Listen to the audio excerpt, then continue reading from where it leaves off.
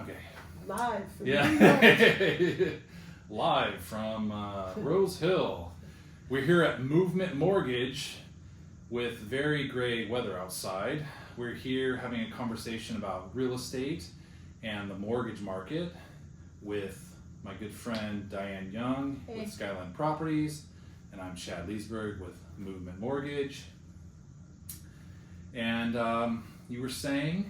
Oh, well, let's just get right into it. Yeah, let's get right into it.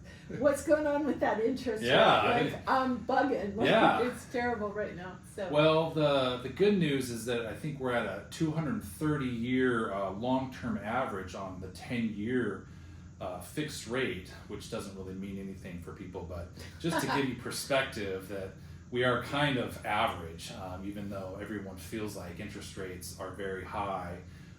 Currently, mortgage rates, a 30-year fixed conventional rate right now today is across the country about 7.14%. So we are up there, but we did at the height of things, coming out of COVID, as rates did go up, as we faced a lot of inflation, we did go into the 8%. So that was extra ugly. We have come down from there into around 7% now. So, how does that affect the home buyer? Like right now, where are you seeing the trend on your mortgages? Are you getting a lot of mortgages coming in, or are people kind of reluctant to buy? They are still reluctant to buy, and overall, our industry is slower. It is suppressed. 2023 was very bad. It was really the worst on record for the modern day mortgage market. It was very slow. Last year of 2024 became a little more normalized activity, and we also... Well, I also think that people got spoiled, like 2.5%, 3%.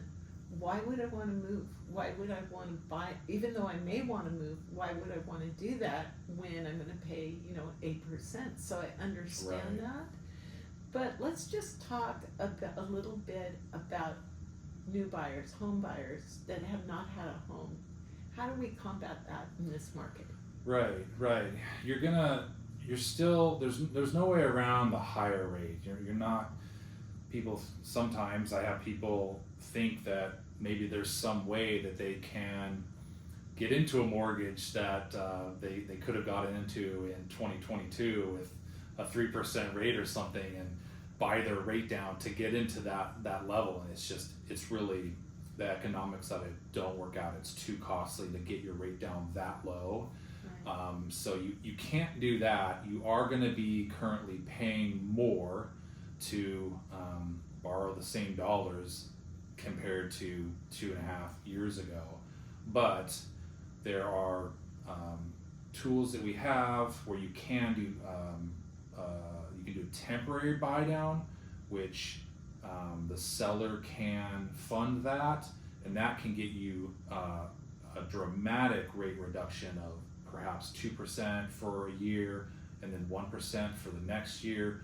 That saves you significant amount, hundreds of dollars up to $1,000 depending on your loan amount. So, as Jim Carrey says, so you're telling me there's a chance that people can get a home. Yes. No, I also think, we did this a while ago where we would get asked for closing costs from the sellers, so you in turn use that to buy down your rate. Right. And you can do that in your mortgage. So instead of paying, 8-7%, you can get it down to 6 or 5, which dramatically brings your payment down and it makes it affordable. Right. So yeah. So for example, with that, if we're, let's say, an average conventional of 7%, you're going to be lower on FHA, government loan. But if you're at 7%, if you get a 2% reduction for the first year, you're at 5%. That's a huge savings, and it can be funded by the seller along with other closing costs. Yes, and it often makes sense to, instead of asking for a lower sales price, $10,000 or $20,000 lower on the sales price, thinking you're saving money on the sale price, it makes sense to just give a full price offer and then ask for $10,000 or $20,000 back from the seller at closing, which you're allowed to do, and use that to buy down the rate. Definitely. And that typically can save you more on your monthly payment than paying less for a home. Well, and ironically, when the market was crazy, we saw people waiving their inspection, waiving their earnest money just to get into the house and end up paying $150,000 more, which on their Right. mortgage kind of evens out, you know? So I really believe that anytime's a good time to buy. You just have to know how to do it. Right, I believe that as well. Yeah,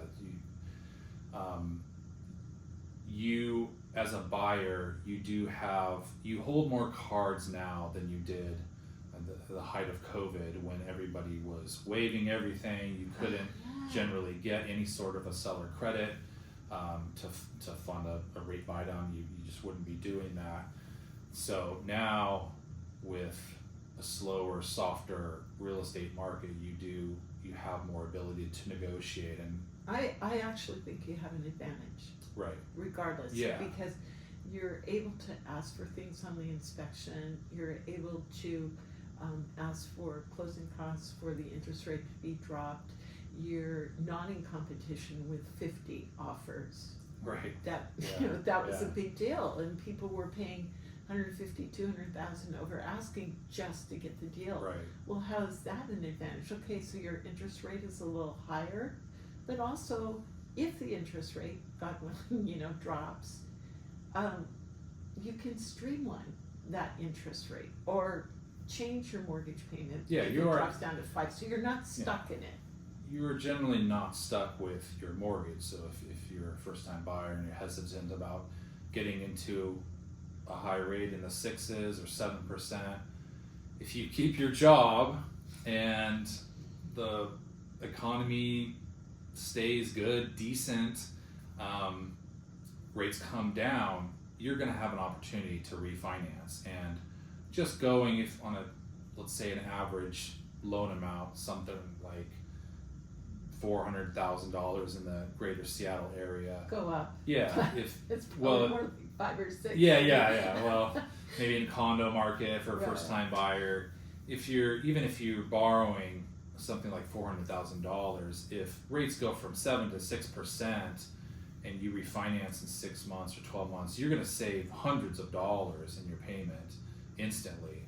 And what I like to communicate to buyers is that what you're probably going to see, and I've done this myself over many years, is you end up refinancing multiple times because you don't know if you buy something, you have a 7% rate and they come down to 6, you get instant good savings there. Just go ahead and do the refinance. You might refinance again at 5.5% or 5% later on. You don't know, but once you see significant savings that it pencils for covering the minimal costs of doing a refinance, you might have an appraisal. A lot of times you don't, but you might have to pay for an appraisal. You're gonna have to pay for title and escrow. That's a couple $1,000s. If you can cover that and you have monthly savings, just kind of bank that, take it, and then if they go down again, the numbers will pencil again. Can you explain to them what streamline with the mortgage company? So if the interest rate drops, you bought your home, now it's down to 4.5%. Am I right to say that you can call that lender and say, hey, I'm going to refinance if you want to keep me, you will lower the interest rate? Right, yeah, you do have, you have a lot of power there just to get a lender to do a streamline. Typically you're going to have a streamline FHA scenario where there's a lot of, the processes are streamlined. A lot of the process is kind of cut out to do a streamlined FHA. Is that what you call it? Or did I call it the wrong name? Oh no, it's, what is it you may called? just not run into something that's specifically categorized as a streamline. It is a thing. Right. And we do them, for I've sure. actually done it Yeah. a couple times. It's great. Yeah, and it depends on the lender. Yes. There could be banks around that could package something that they call Streamline or Right. whatever. We here at Movement also have an option where if you buy something now with us, and I think through this year, if you go to refinance, we will waive our lender origination fee. We'll waive that, which I think is about $1,500. So you save on that Stay as with well. Movement. Yeah. So that's Yeah. kind of like our Streamline That is flavor, great. I guess. I was gonna say, you know, if you're thinking about buying a house, I want you to really realize in the King County, Snohomish County area, Pierce County, I'm seeing increase in rentals beyond what it would cost to get a Right. first-time buyer condo. So I think it's behooving to, you know, check it out, you know, because there's so many opportunities now. Like I said, Right. you can do it. Inspection, you can ask for the buyer to repair things, which you didn't have that advantage before. You can also ask for closing costs. There's so many advantages to buying now that people they're just thinking of interest rate, they're not thinking of the whole picture. Right. Yeah, it depends on the area that you're at, but 2-bedroom apartment can easily go for $2,500, $3,000, and just for an example of getting into maybe a starter condo, let's say $400,000, you can utilize an FHA loan with a minimum down on that. Maybe if you're in the low 6%, which is what we have on FHAs, typically the rate's lower than conventional, like I said. You could get into a condo for $3,000, maybe $3,100 all in with your mortgage insurance, your tax, your the home insurance. It's completely doable, and I really think it's an advantage to have your own home. right. Rather than renting, rent goes up, things happen. Right. So if that's possible, you definitely can go there. Now, can you just tell me a little bit of who, what, where, when? Like, how does somebody that wants to buy a home, how do they get started? Right. The first step really is contacting a lender like myself, and depending on what and you you're. do want to contact Yeah. that. That's great. Little commercial there. Yes, thank you. Yes, we've worked together a long time and been through some stuff. Stories. Yeah, we have stories. We can do that another time. But contact a lender. It's nothing scary. If you have a bad experience, and it still happens. I have people that have had bad experience. They contact a lender. They think that they're going to get started and get pre-approved, and for whatever reason, maybe it's just a bad lender. They just maybe they're early I do have early a story in their about career. that. Yeah, they don't know what they're doing. I've had people just recently where they come to me and then they're fearful, and they're like, they come into this office and they sit here and we go through things, and then they're like at the end of my little interview of asking them everything about their finances and getting to know them, like their jaw just drops because they're like, oh, like that's it. Like they're surprised at how painless and easy it can be. So you find a good lender, and depending on your work situation, if you're not self-employed, if you work for a bigger corporation especially, it's very easy to get the information online now that I need to do a very solid pre-approval. If you are self-employed, we do that a lot as well. I've dealt with a lot of probably a third of my clients are self-employed, so that there's nothing scary about that either. You just have to have your documentation, your tax reporting, but it's typically within an hour that you can get pre-approved. Absolutely. In person or online. I will interject. Yeah. Working with Chad, other than working with a bank that's 9 to 5, I can call him anytime. Like, hey, we found a house, Chad. Right. Send him an email. Can you get that pre-approval back to us for this price? This is Johnny on the spot. It's very quick and efficient. I love Movement Mortgage because you do get a loan done quickly. Yeah. And when you're trying to bid with another buyer on a home, it's nice to know that they recognize Movement Mortgage. Right. And they go, okay, I'm the real estate agent will go, I work with move-in, I know they'll get the job done on a good time frame. And I think that makes a big difference in your position when you're placing an offer. Yeah, we actually do, on that point, we do have the largest market share for mortgage companies, like non-bank mortgage companies in this market, and that's because of the results that we provide people.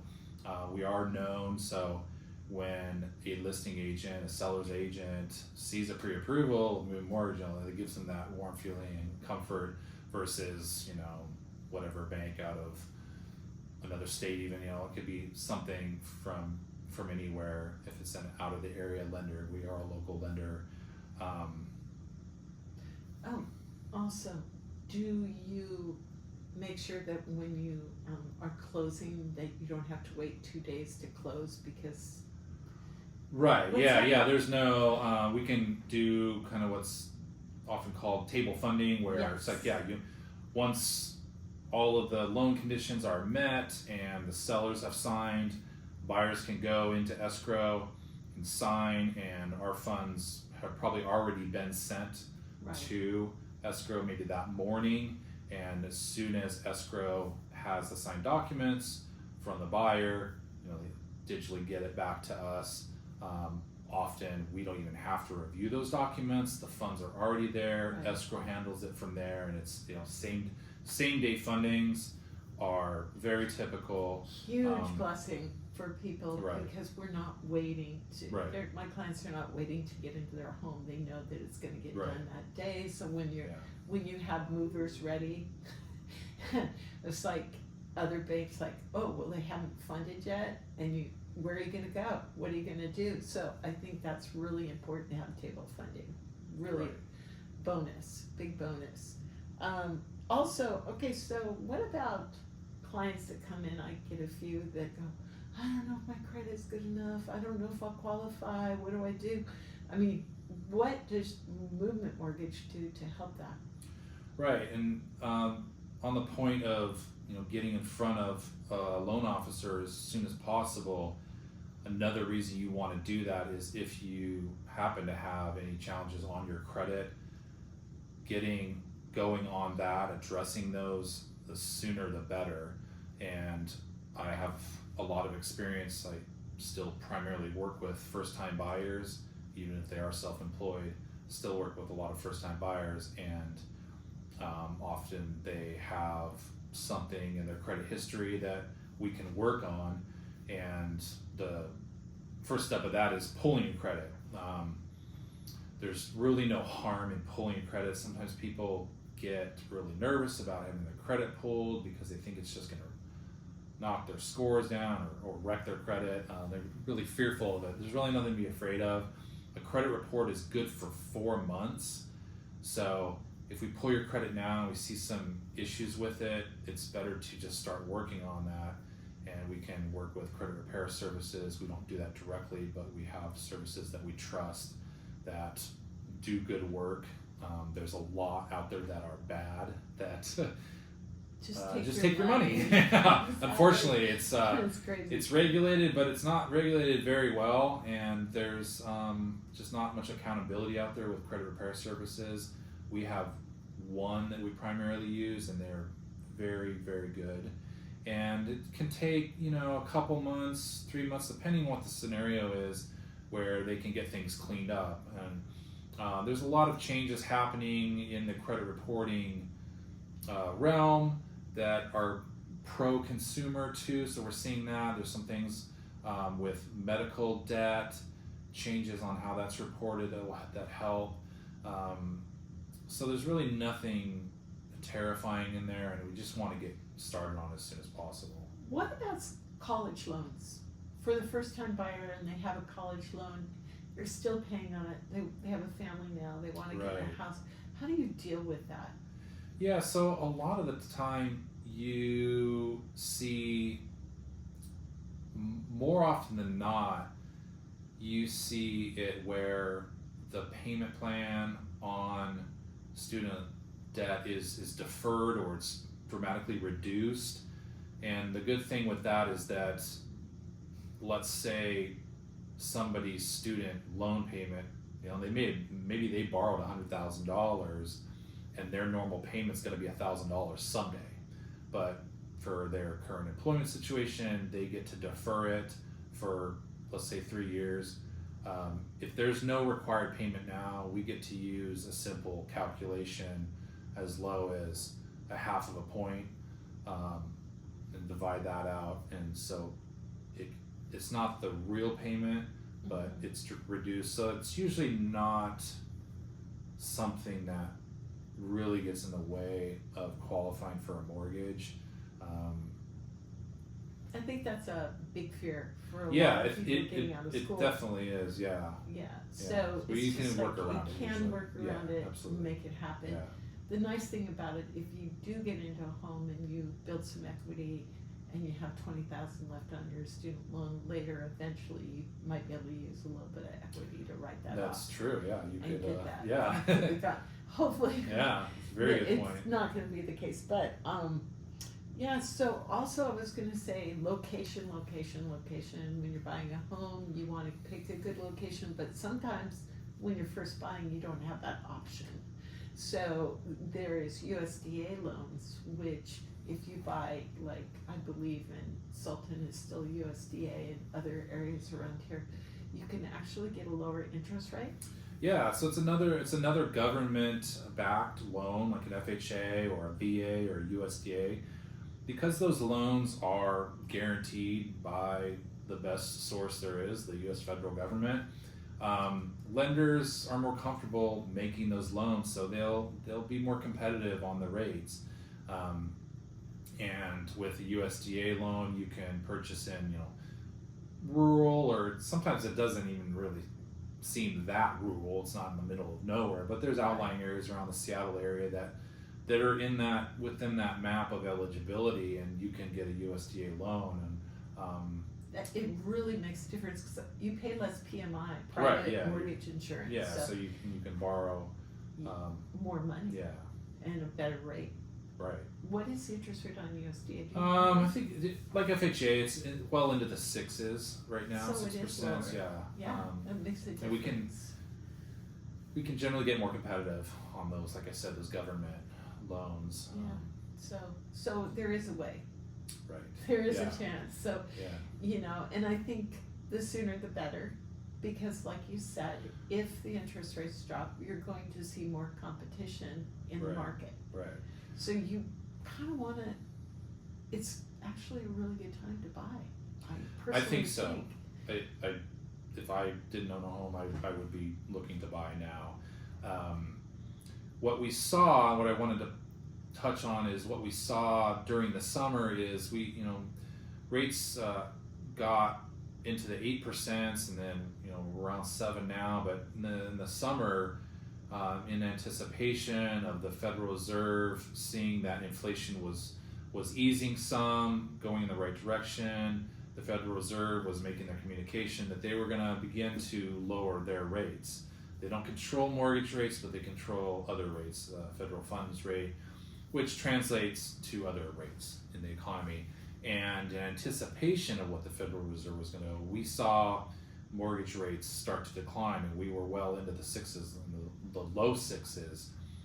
And what we saw happen is, as we got closer to the presidential election, it was becoming more apparent that we were going to see a Trump win, and they weren't necessarily going to be correct, but a lot of market participants that does affect market participants that do their buying and selling does affect interest rates, mortgage rates.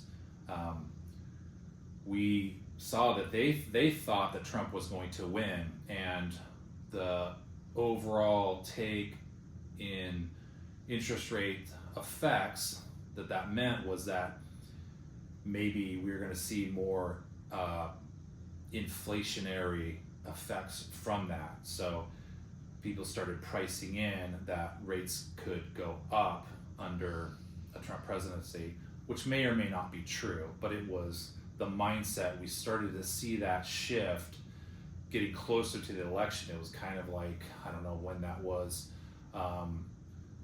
the end of September, I'd say, because the Federal Reserve did take action in reducing the rate for the first time since COVID in September, and it was surprising to some people to see rates then start to go up from that first rate cut from the Fed. So we saw that, and we've seen rates go up, but what we did see is during the summer, before that effect of rates going up from the Trump effect, let's call it the Trump effect, we saw more activity. Just having rates go from 7 into the 6s, low 6s, you saw a lot more activity where maybe sellers were more open to sell and give up their 3% rate because maybe they could go buy and get something for 6% instead of 7 or 8. So Right.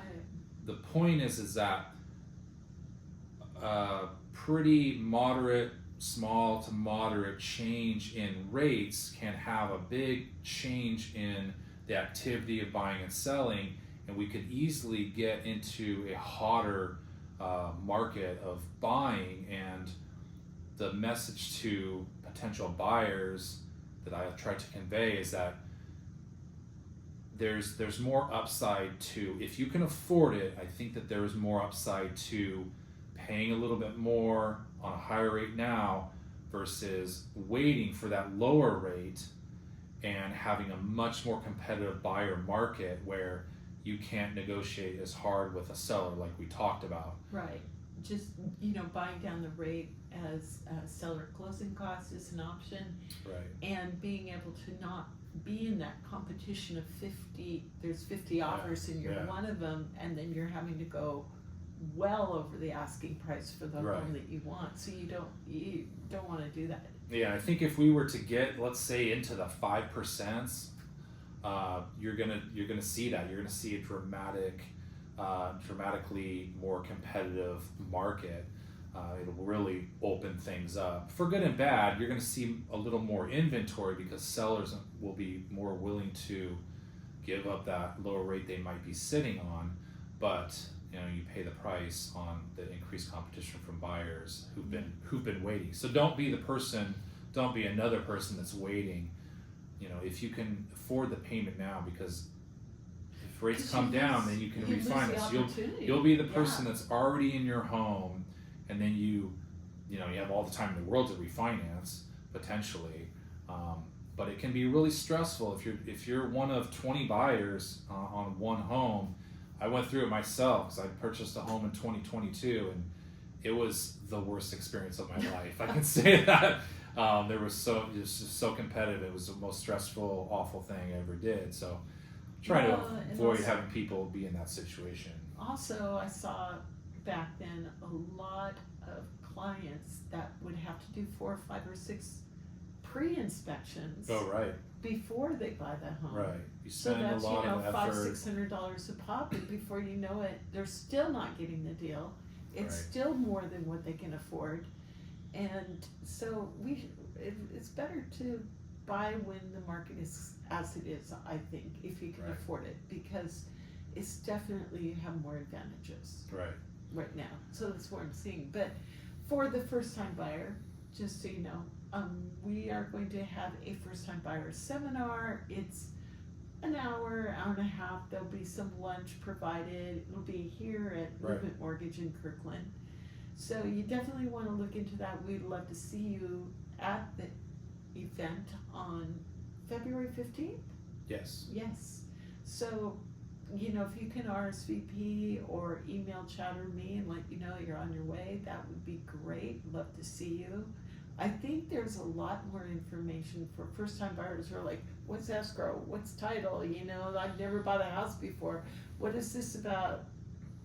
The interest rate? What do I do? Those kind of questions will Right. definitely be covered in Do a the deep dive on the really critical things. Yeah.